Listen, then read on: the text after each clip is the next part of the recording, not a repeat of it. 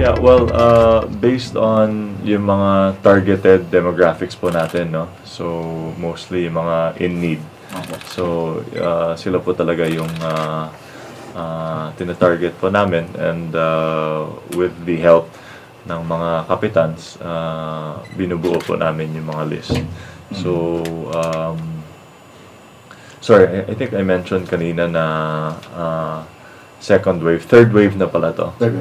Third wave ng food pack. So, medyo umiiba yung target demographics po namin depending on the wave. But generally, those in need, no? Yung mga nawalan ng trabaho, mga indigent, di ba? Yung mga at risk, sila po yung recipients po natin. Sir, yung programa natin ho sa Kadiwa ho, patuloy ho rin pa rin po ba ito? Yep, ongoing pa po yung Kadiwa. No plans naman na hintuin po ang provincial Kadiwa. Mukhang maganda naman po ang reviews. At syempre, lately lang yung ho, nagkaroon ng distribution na naman po yung ayuda ko sa mga farmers natin. Yeah, tuloy-tuloy po yung assistance ng farmers po natin, and we also thank the DA, no, the Department of Agriculture, kasi medyo pinabilisan yata yung distribution ng RFFA at yung mga ibang support for the farmers, which timely, no, saktong-sakto.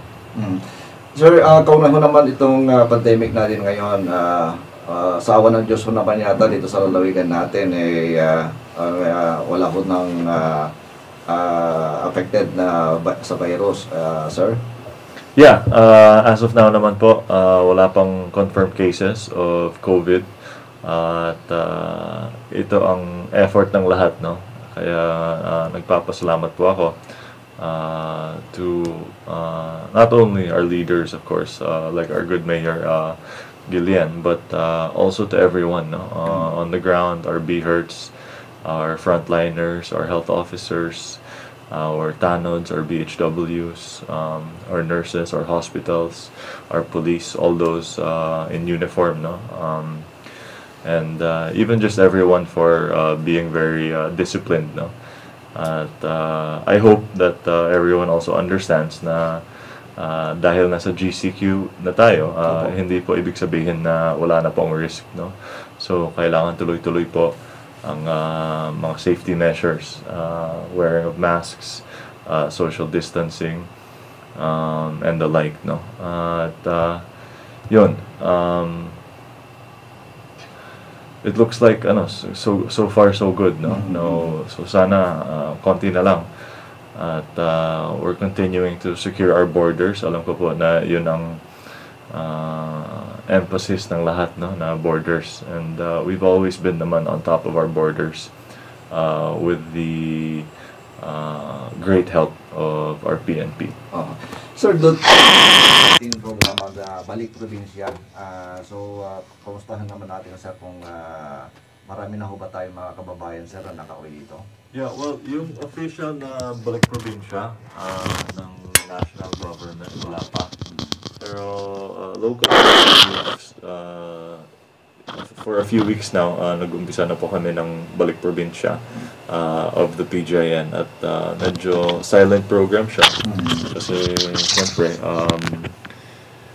ayaw namin i-advertise masyado kasi ayaw namin ng masyadong returning residents, to be honest lang. But we are catering for those na in distress, no? So may criteria po kami for that, usually financial distress, walang kasama, mga stranded students, medical reasons, no? Mga buntis or may mga conditions, and then kami na mag-organize ng pick-up nila, and then pag-uwi nila, quarantine sila for 14 days, mandatory quarantine, and then we welcome them home, no? So we're assisting naman, and kung may mga kakilala po kayo, pwede po kayo mag-reach out sa social media po namin sa Facebook. Yung mga quarantine area ho naman natin, sir, at kumusta ho sila? Okay naman po yung mga kalagayan doon, sir? Okay naman po. On the part of the province, I think we have five venues na. We have about 200 rooms. At kahapon ang daming dumating, so parang puno na kami. We're opening another quarantine facility.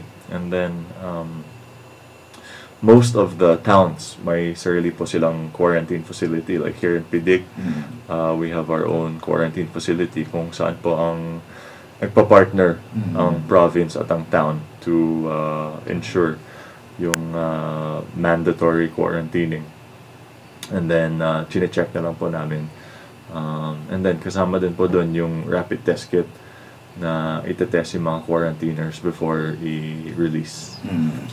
Sir, so doon ho sa mga executive orders na ho na pinalabas po ninyo, base ho sa mga report na ho na nakakarating sa inyo, marami po ba bang talagang nakukomply po ba yung mga kababayan natin, sir? I think for the most part, nagko-comply naman. Siyempre may mga wala pa rin mask or hindi social distancing or may gathering ng konti. But we understand that naman kasi siguro kultura natin, no? At hindi pa sanay. But ayun nga, we'd like to emphasize to everyone na malaking bagay po talaga yung pagsuot po ng mask and social distancing and washing of hands, no? Kahit simple lang to, very effective.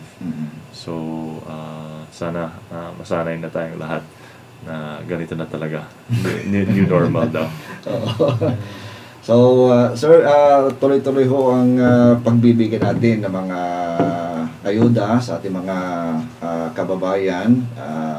Hanggang kailan kaya ito, sir? Yeah, hindi ko alam. Baka last round na to. Sana. So, pagting, last round na eh. Kasi paubos na rin yung pera namin. So, kailangan, I think, mag-conserve na rin kasi kagaya ng ngayon, di ba nakikita natin na may thunderstorm. So, baka may mga additional calamities pa tayo na we have to literally save for a rainy day, no? Okay. So, ano ho yung panawagan po natin, sir? Mensahe natin po sa mga kababayan natin ngayon, sir, please. Well, maraming salamat po. Thank you, of course, to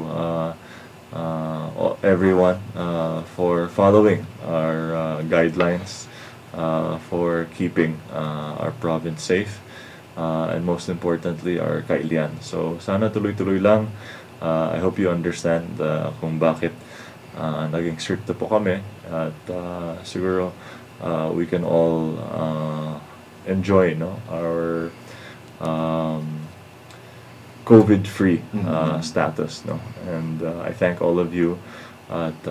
Please, let's continue to practice these health measures and let's adjust to this new normal. So maraming salamat po to you guys, to our radio station, and to all of the listeners. And mag-ingat po tayong lahat.